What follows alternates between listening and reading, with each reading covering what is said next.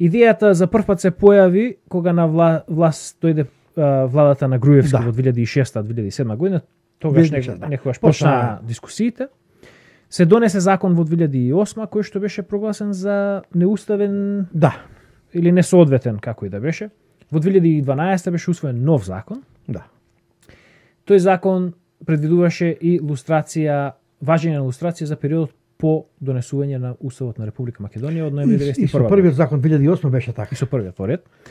Сега тој закон од 2012 беше оспорен од Владе Милчин и неговите граѓански здруженија. Тоа како се викаше отворено општество на Македонија. Сега покојниот правник Филип Стаменов. Овие го оспорија законот, односно конкретно важењето за после 1991 година. И поднесоа преставка до судот, до Уставниот суд на Република Македонија. Да се навратиме во 2012 година, магазинот Глобус од 18 декември 2012 година со текст со наслов од Венеција пристигнаа пораки за Аџиев. Пораката од Аџиев, односно конкретно зошто од Венеција пристигнаа пораки за Аџиев, беше поради тоа што Македонскиот уставен суд поднесе барање до Венецијанската комисија за мислење на во однос на законот за лустрација. Ако ќе прочитаме краток извадок од текстот вели вака, цитирам: Ако некој мисли дека светот нема да реагира на она што власта кај нас прави со така наречениот процес на лустрација, се лаже. Ова потврдува и Венецијанската комисија со своите заклучоци за процесот. Венецијанската комисија при Советот на Европа смета дека македонскиот закон за лустрација има многу недостатоци. Комисијата пред неколку дена го разгледуваше законот, а мислењето ќе биде објавено неделава. Во разговор за Дојче Веле, представник на комисијата нагласува дека постапката за лустрацијата има за цел да оддалечи една личност од државните структури, за која се смета дека представува опасност за државата и која ризикува да предизвика кршење на човековите права и за тоа да остане неказната. Затоа Венецијанската комисија заклучила дека за лустрацијата, која се спроведува повеќе од 20 години по завршувањето на тоталитарното владење, се потребни неспорни и силни аргументи. Опфаќањето на толку долг период, дури 60 години наназад, според комисијата може да се оправда со крајно тешки злосторства кои подлежат на кривичниот закон. Другото прашање е дали може со лустрација да биде офатен периодот по крајот на тоталитарниот режим. Ако се прифати принципот дека и по крајот на тоталитарниот режим по 17 ноември 1991 година е можно да постојат практики на лустрација според комисијата. Треба да се докаже дека имало исклучителни настани кои ја оправдуваат неоперативноста на нормалните правни и демократски инструменти и непочитување на човековите права. Комисијата изразува сомневање околу овој дел од законот, бидејќи за време на овој период опфатен со македонскиот закон, таа немала сознанија дека имало такви ситуации во Македонија. Уште повеќе ако се знае дека Македонија е членка на Советот на Европа од 1995 година и според тоа во неа владее правото, демократијата и механизмите за заштита на човековите права. Според комисијата, ова било забележано и од Уставниот суд на Република Македонија. Само првин да го расчистам ова околу членството на Македонија во Советот на Европа, бидејќи конкретно тоа прашање му го поставив и на Томас Маркерт, тој едноставно секретарот на Венецијанската комисија, тој едноставно одговори дека тоа не значи ништо во однос на дали во Македонија владее правото или во Македонија се спроведува систематски прогон. Бидејќи ако прашањето му го поставив на многу провокативен начин, веќе реков ако членството во Советот на Европа означува владење на правото и не знам што, дали тоа значи дека ако има прекршување на правата, тогаш Советот за Европа е соучесник. И тој мораше да рече, па не е така. Сега, на 11 јануари 2013 година, во македонската јавност дојде писмо од господинот Букучио. Тој беше председател на Венецијанската комисија и ќе прочитаме еден дел од писмото. Почитуван господине председател, Ви благодарам за можноста да ја разјаснам околноста во поглед на амикус курае мислењето за законот за лустрација. На почетокот би сакал да подвечам дека не сметаме дека Уставниот суд прикрил било какви информации што биле потребни за Венецијанската комисија. Нашето мислење немаше да биде поинакво доколку добивме дополнителни информации за конкретната историја на вашата земја по падот на комунистичкиот режим. Зборував со господинот Маркерт, кој што ме увери дека не го рекол спротивното.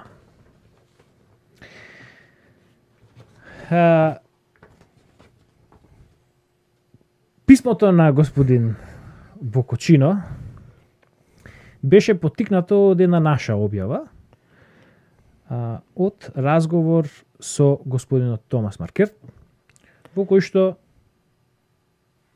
на мои прашања, на тоа како ми одговори на прашањата, односно на моje прашање дали доколку комисијата знаела дека во Македонија се вршеле прекршувања на уставот после 1991 година, дали мислењето би било поинакво, тој вели па добро, со оглед на новите информации, може би било различно мислењето. Да го прочиташ дословно. Твоето прашање и одговорите. Двете твои прашања, само тие се битни и... Еве конкретно дискусијата. Моето прашање. Значи, при формирањето на оваа мислење, на комисијата не е било познато дека службата за државна безбедност на Република Македонија обработувала лица при што се служела со правилник за работа кој бил објавуван во посебен службен вестник на Македонија, достапен само до државните органи, меѓу кои и Уставен суд, но не и до јавноста. При тоа, при водењето на досиејата биле користени мерки за прислушкување на телекомуникацијски направи и следење без обезбедување на судски налози. Дали на комисијата е познато дека откако беа отворени досијата во 2000 година, јавното обвинителство не превзеде никакви мерки во однос на кршењето на човековите права и уставни права во однос на овие действија?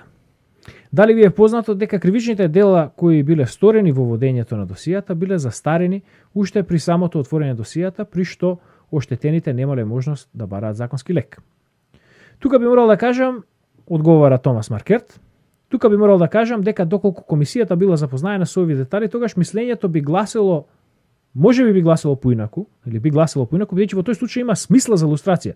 И покрај тоа што станува збор за период 15 на години подоцна. Сметам дека сме најасно дека ние даваме општи мислења и се обидуваме да не носиме пресуди.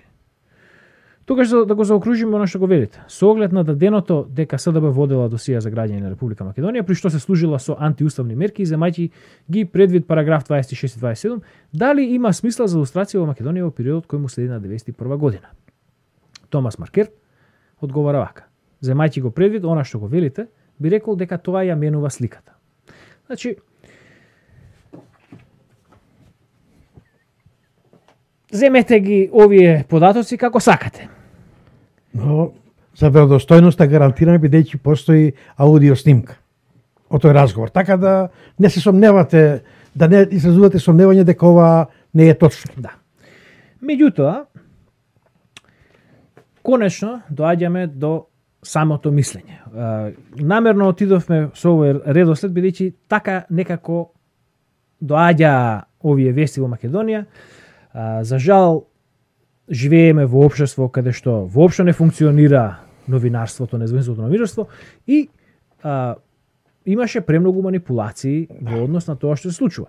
Го чувте тонот на текстот на Глобус магазин, кој што инаку и самиот си вели дека е финансиран од Фондацијата Отворено општество. Тогаш се створи фама дека едноставно Венецијанската комисија е последниот збор и дека таа вели дека нема основа за водење на лустрација после толку време. Особено поради тоа што комисијата не добила информации дека постоеле вонредни мерки во Македонија, односно не биле кршени човековите права на македонските граѓани. Ајде да го видиме, ќе прочитаме еден дел од резиме на ова мислење, кое што го добивме од 2013 година. Ери вака, позадина, по пат на писмо од 7 септември 2012 година председателот на Уставниот суд на Македонија побара од Венецијанската комисија да изготви амикус кураe мислење во однос на поплака со која се оспорува уставноста на законот за определување на дополнителен услов за вршење јавна функција, пристап до документи и објава на соработка со органите на државната безбедност во понатамошниот тек закон за лустрација, која во моментов е пред судот. Стандарди. Европските стандарди во полето на лустрацијата воглавно произлегуваат од три извори: Европската конвенција за човекови права и основни слободи и јуриспруденцијата на Европскиот суд за човекови права, судската пракса на националните уставни судови, резолуциите на парламентарното собрание на Советот на Европа, имено резолуција 1096 за мерки за демолирање на наследството на поранешните комунистички тоталитарни режими и резолуција 1481 за потребата на меѓународната осуда од меѓународна осуда на тоталитарните комунистички системи. Резолуцијата 1096 на ПССЕ, која посочува на директивите за осигурување на лустрацијски закони и слични административни мерки, се во согласност со потребите на држава заснована на владење на правото како упатство. Мислењето на Венецијанската комисија во однос на албанскиот закон за лустрација е засновано на овие стандарди. Суштината се спомнуваат албанскиот закон тука се споменува, бидејќи веќе комисијата решавала по тоа прашање. Суштината на овие стандарди може да се сумира во следнивите 4 точки, односно 4 клучни критериуми кои се однесуваат на лустрацијски постапки. Вината мора да се покаже во секој посебен случај, право на одбрана, презумпција на невиност и право на апелација на суд мора да бидат гарантирани. Различните функции и цели на лустрација, имено заштита на новоникната демократија и криминално право, например казнување на луѓе за кои се претпоставува дека се виновни, мора да се почитуваат. И лустрацијата мора да има строги временски ограничувања, како за период на изјавното за спроведување, така и за период за кој важи.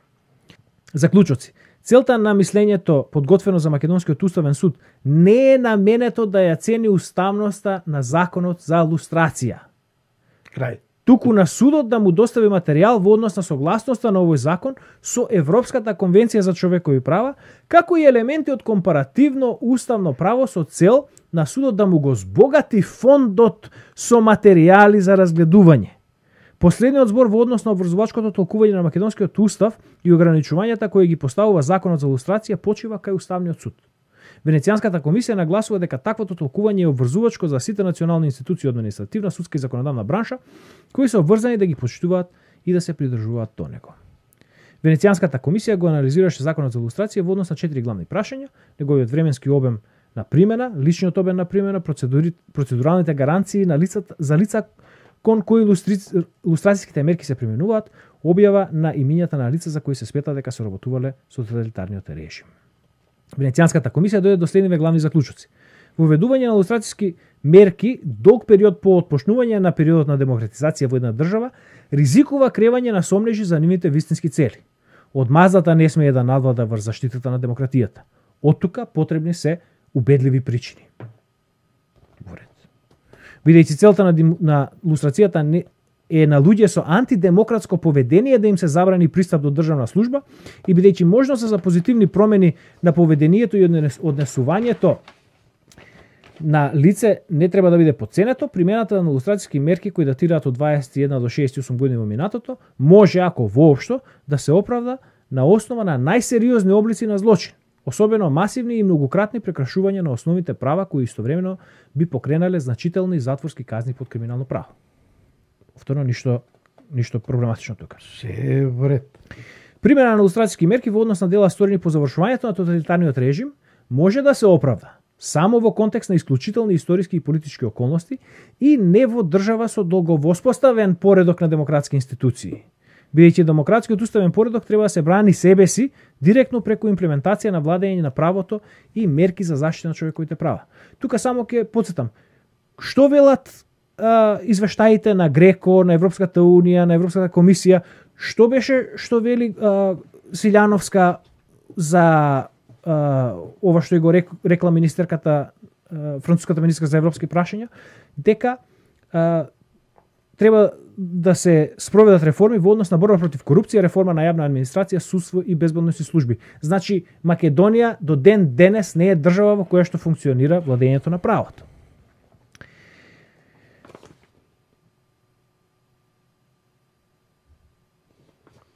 Примена на лустрацијски мерки за позиции во приватни или полуприватни организации оди преку целта на лустрацијата, чија намена е да се елиминира лица од уживање на владина моќ, доколку не може да им се довери нејзиното уживање во согласност со демократските принципи.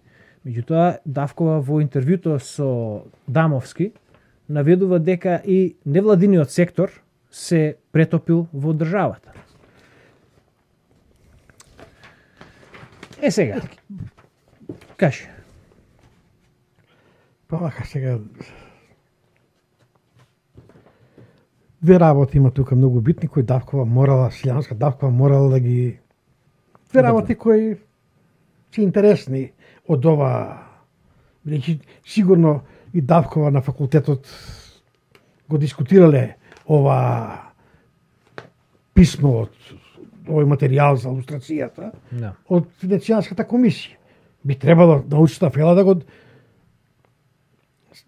постои иницијатива за поништување на уставниот на иницијативата за лустрација, за закон за лустрација. Значи тоа е еден сериозен за сите луѓе кои се борат за човекови права. Да. Предизвик. По писмото многу јасно вели Венецијанска комисија дека резолуциите 1096 и 1481 се столб за спроведување на лустрација. Да. Значи, Уставниот суд, кога барал мислење веќе од Венецијанската комисија, требал да ја прифати таа сугестија и да инсистира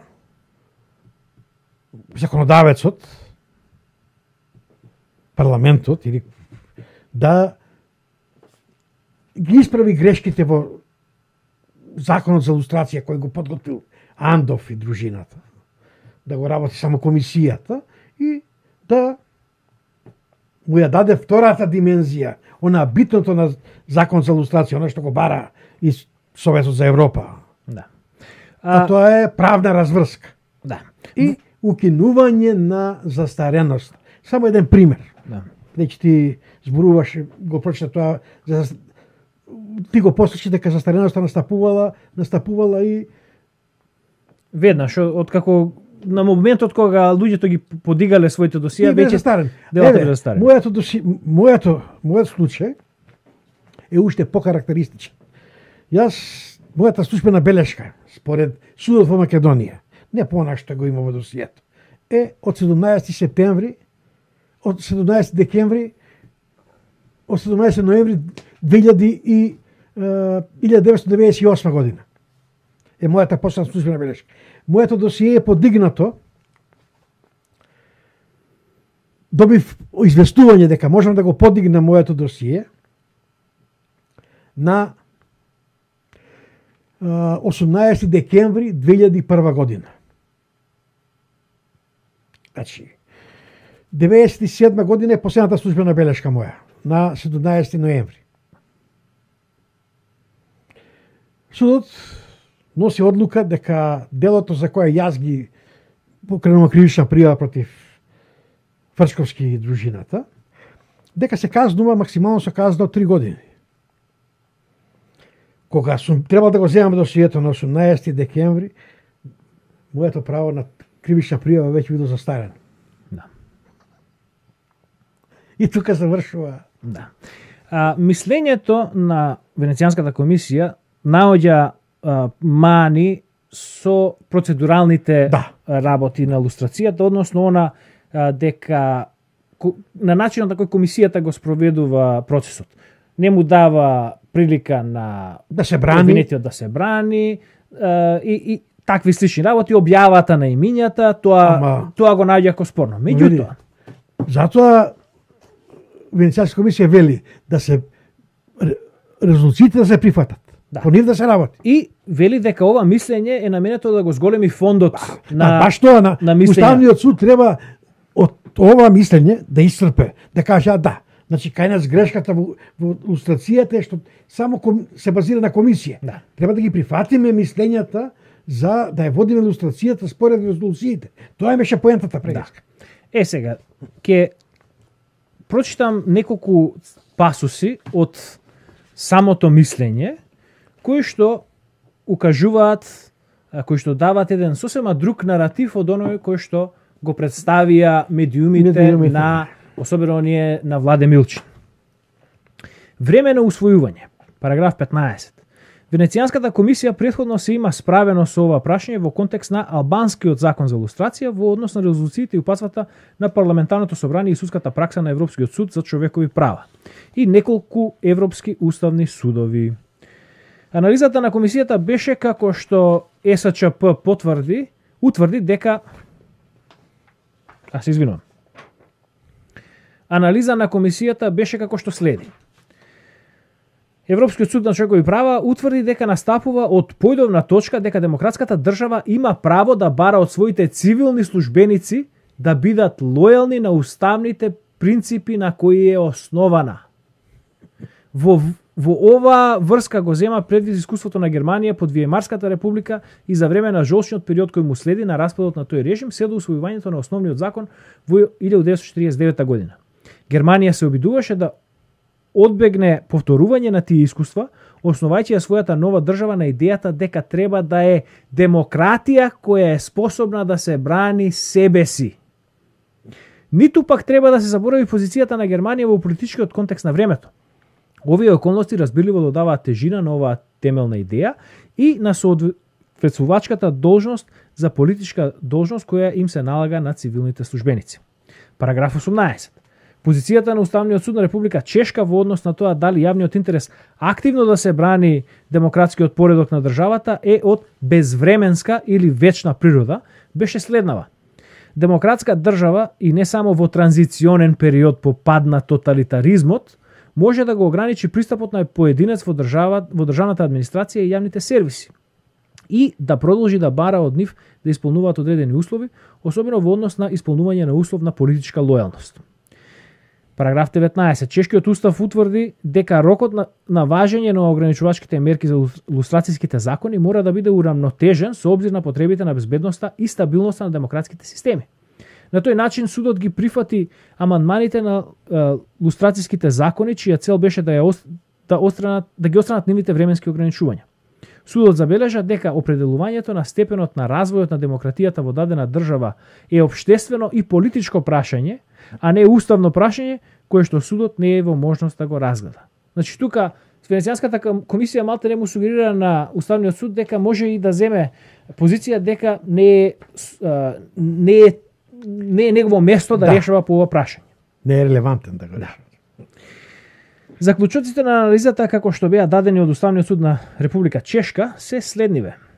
Промовирање на идејата дека демократијата треба да е способна да се брани себе си е легитимна цел за законите на секоја демократска држава во било која фаза од незиниот развој. Барањето на политичка лојалност на лицата во државната администрација и јавните сервиси се смета за неспорен компонент на концептот дека демократијата треба да е способна да се брани себе си. Конкретниот степен на лојалност кој се бара зависи од историските, политичките и општествените искуства на секоја посебна држава. Значи Венецијанската комисија не може да даде паушално решение. И на размерот на заканата по демократијата во секоја држава. Во март 2006 година Европскиот суд на човекови права усвои слична позиција, прифаќајќи дека дадената држава може да биде обврзана да превземе конкретни мерки за да се заштити себе си, дури и преку ограничување на гласачките права на луѓе поврзани со стариот комунистички режим, повеќе од 10 години по падот на Берлинскиот зид. Параграф 16. Полскиот уставен трибунал има изречено во многу јасни црти дека целта на лустрацијата ќе се состои пред се во заштита на демократијата против спомените од тоталитаризмот, додека нејзината секундарна цел, подчината на остварување на примарната цел, ќе биде поединечното казнување на лицата кои зеле учество со тоталитарниот режим. Значи, и отстранување и казнување. Параграф 17. Воведување на лустрацијски мерки долг период по отпочнувањето на процесот на демократизација во една држава ризикува креање на сомнежи за нивните вистински цели, одмаздата не смее да надвлада врз заштитата на демократијата. Оттука потребни се убедливи причини. Поглавје 2. Период од минатото за разгледување. Параграф 21. Венецијанската комисија смета дека цел на лустрацијата е да се ограничи пристап до државната администрација на луѓе со антидемократски ставови дека периодот за разгледување би требало да биде ограничен, бидејќи активностите во длабокото минато обично не сочинуваат убедливи докази за актуелните ставови на дадена личност, ниту пак за нивното идно поведение. Тоа е причината за основното временско ограничување кое е дадено во сегмент Ј од упатствата. Од тука следи дека колку подалеку датираат примеднените активности на личноста, толку посериозна треба да е нивната индивидуална вина и нивниот престап во минатото. Параграф 22. Истражувањето на одреден период, кој почива 21 до 68 години во минатото, може да е вреден за образованието на јавноста. Тоа може да биде составен дел од подигање на совеста, кон која парламентарното собрание на Советот на Европа повикува во својата резолуција 1481 и истовремено може да се покаже како полезно во однос на давање на утеха на жртвите на тоталитарниот режим. Параграф 24. Следи дека заснување на одлука за лишување на лице од позиција врз основа на однесување кое датира најмалку 21 година, а можеби 78, може, ако воопшто да биде оправдано, само врз основа на најсериозни прекршувања, во конкретно масовни и повеќекратни прекршувања на основните права, кои истовремено би биле основ за значителна затворска казна под кривичниот закон. Сега доаѓаме до големите параграфи. Параграф 25. Што се однесува до примената на лустрацијските мерки за периодот по завршувањето на комунистичкиот тоталитарен режим, Венецијанската комисија нагласува дека демократски уставен поредок треба да може да се брани себе си директно преку демократското функционирање на неговите институции, имплементацијата на владењето на правото и на заштитните мерки за одбрана на човековите права.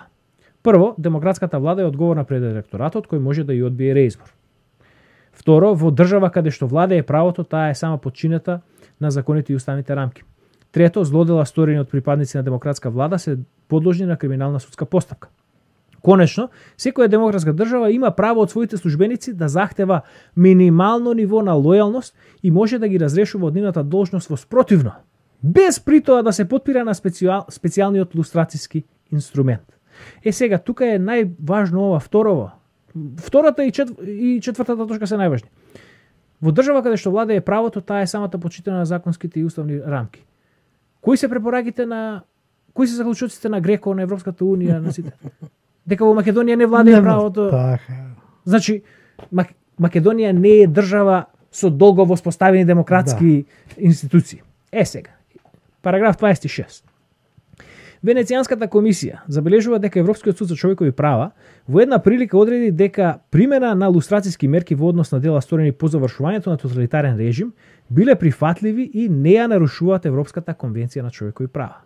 Во случајот на Жданока против Латвија, централното прашање беше статутарна одредба која забранува на лице кои активно учествувале после 13 јануари 1991 година во Комунистичката партија на Латвија да учествуваат во парламентарни избори.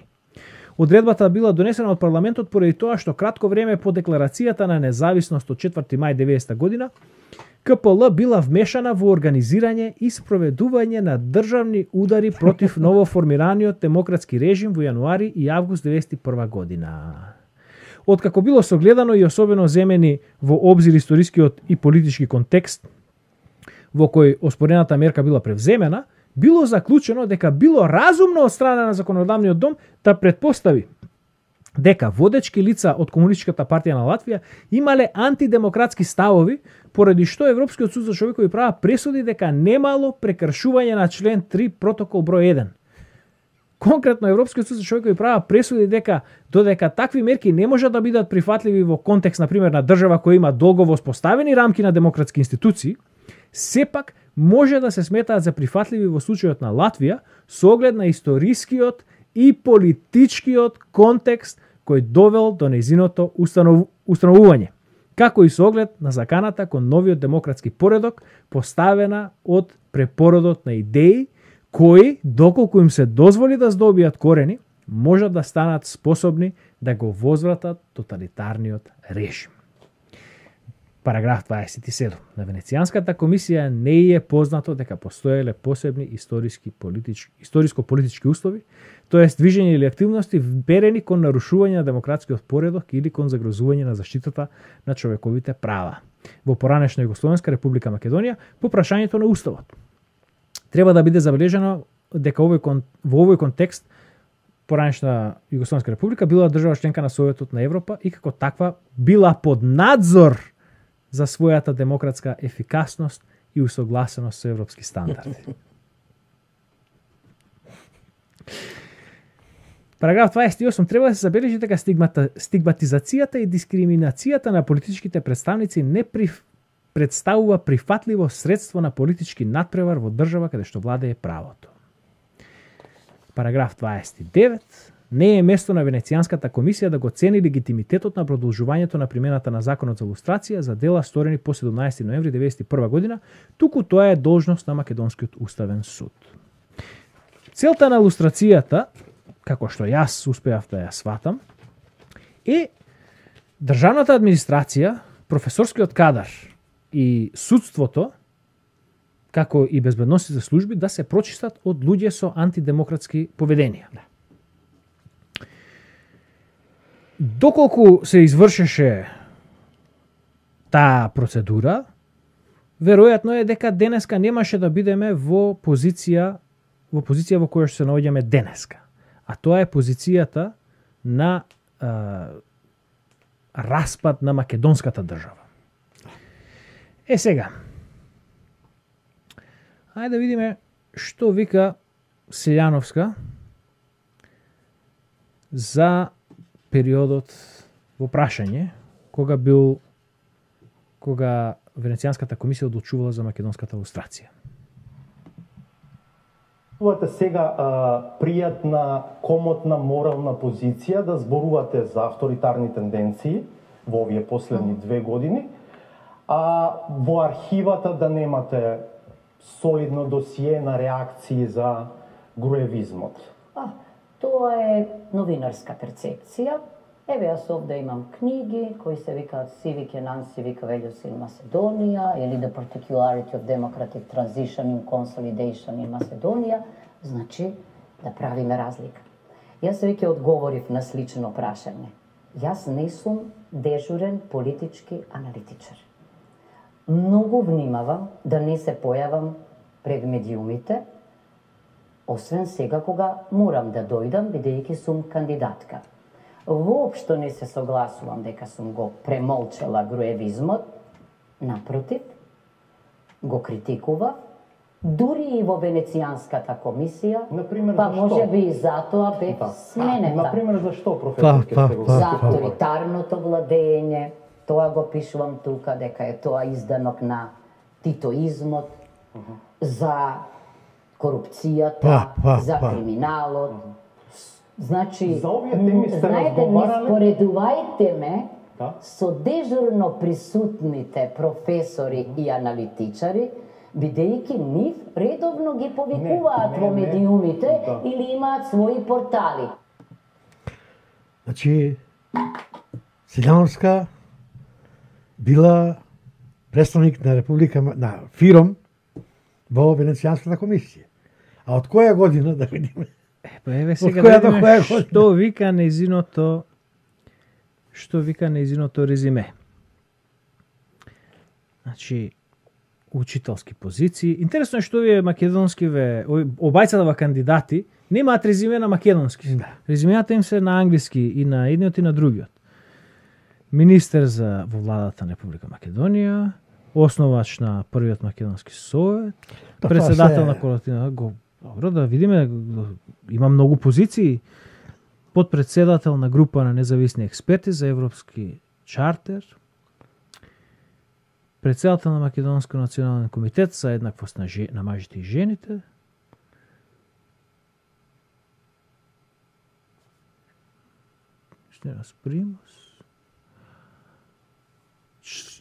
член на Европската комисија за демократија преку право.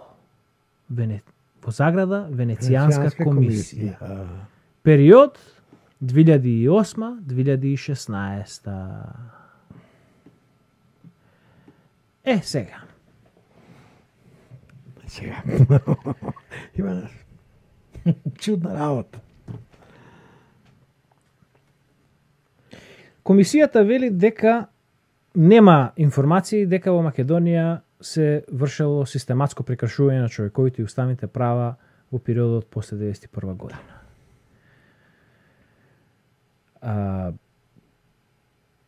Кој требал да ја извести, односно кој е тој што ја известил за случувањето? Требало е сега самата Силјановска Давкова вели дека ја известила Венецијанската комисија за тоа како се одесувал Груевски, власта на Груевски. Значи, требала и тогаш, кога биле расправите за закон за лустрација, да постапи исто. Да ја извести Венецијанската комисија дека писмото кое го испратил Уставниот суд на Македонија со барање за мислење е непотполно. Има сокриени податоци. Оние што Тимо ги соопшти на Маркет, на господинот, на секретарот на Венецијанска комисија. Дека постои прогон, постои неуставно прислушување без судски налози, постои необјавување, постои сокривање на закони за работа на УБК од јавноста, објавувани се во посебен службен лист. Се е тоа прекршување на човекови права. Се е тоа она што го и на уставни права. И на она што го правеше и бившата УДБА, во времето на Југославија. Уште пострашно. Законите на југословенските закони на СДБ важеа во Македонија, дел од тие закони важеа до 95 година. Иако со уставниот закон, тие може да важат само една година по осамостојувањето, по носењето на новиот устав. Да. 5 години важеа. Ништо. И тоа повторно не се споменува од Сега има една многу интересна работа во текстот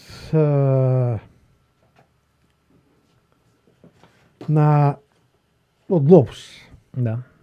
Тие велат дека се информирани дека Дојче Веле е информирано од член на Венецијанската комисија за заклучоците кои се донесени и кои ќе бидат објавени. Да. Кој може да биде информаторот?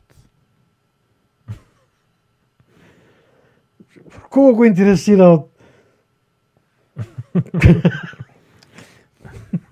Сега,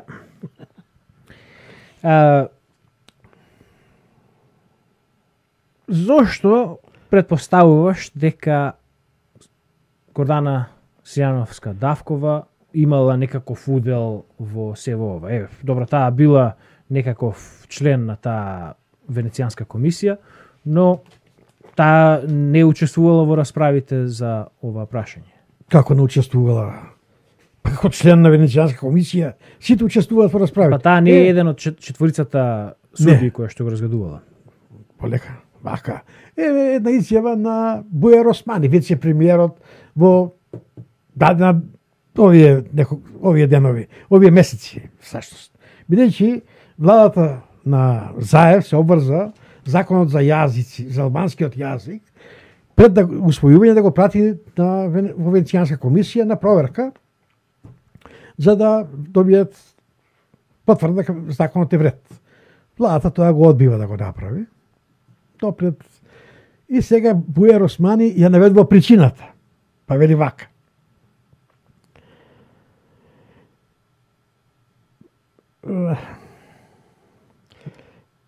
Вице-премиерот Бујар Османи рече дека според негово мислење нема смисла законот за јазиците да се испрати на оценка во Венецијанската комисија, додека представник на Македонија таму е професорката Тања Карикамишева.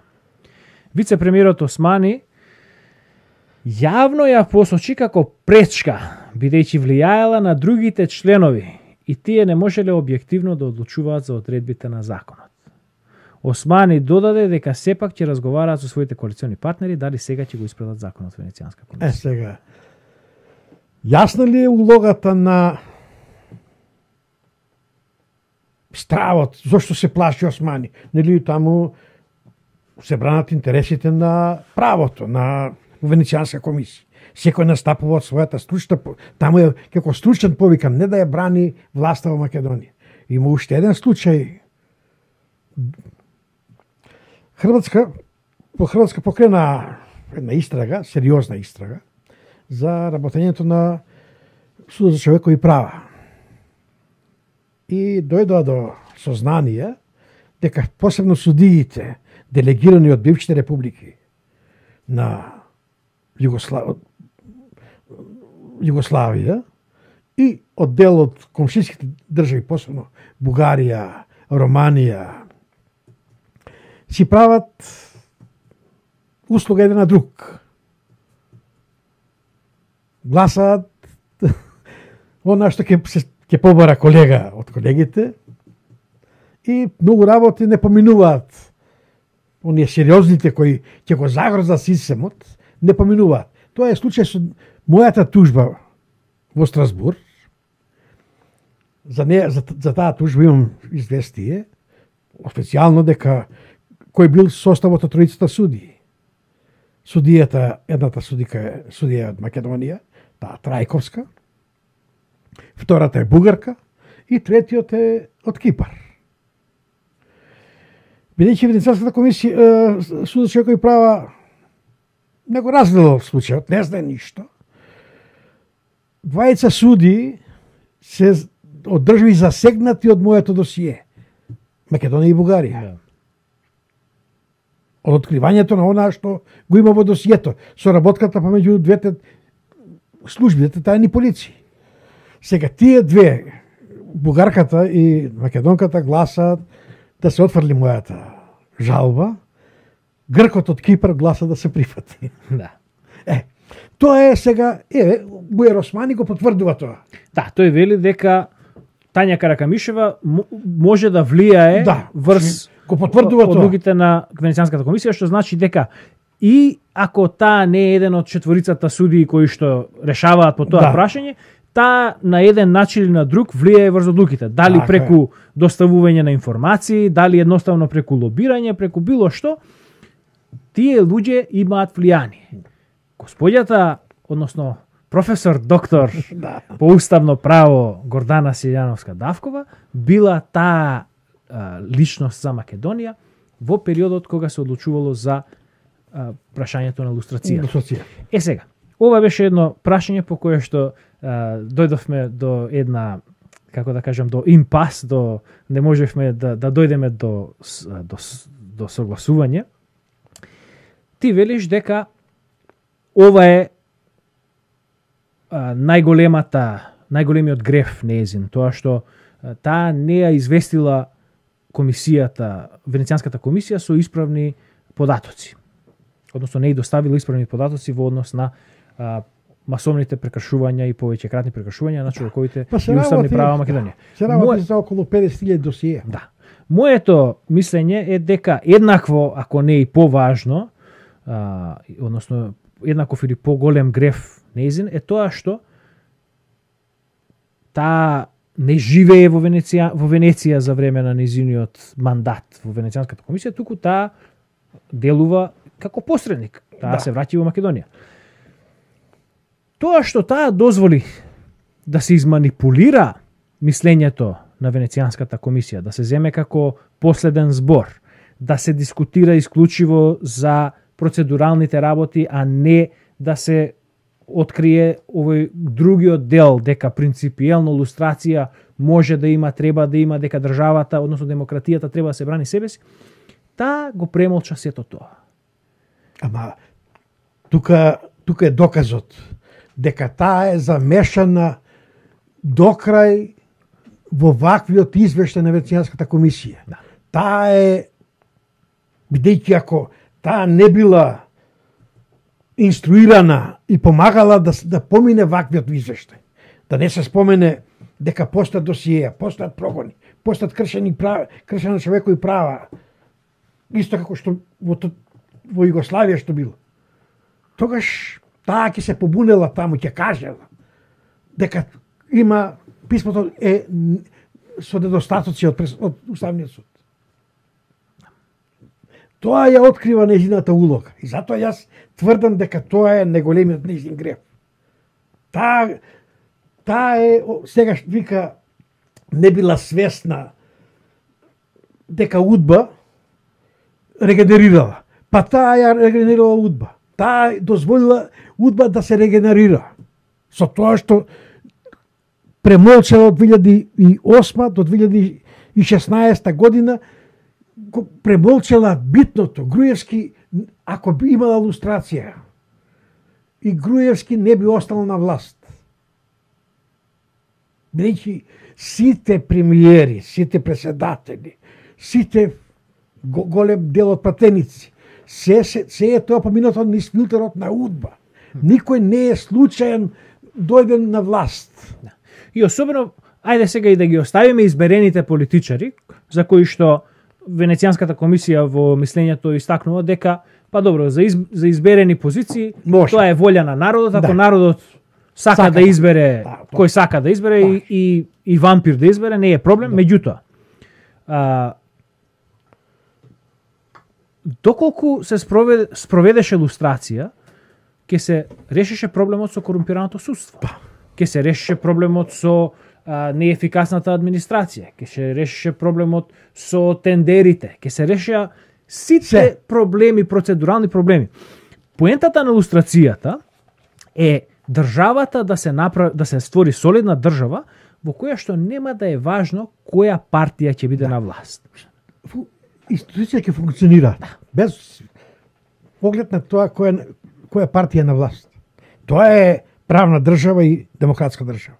Кога функционираат институции без оглед која партија е на власт. Сега, господјата Силјановска Давкова е еден од клучните играчи заради тоа што не се спроведе лустрација.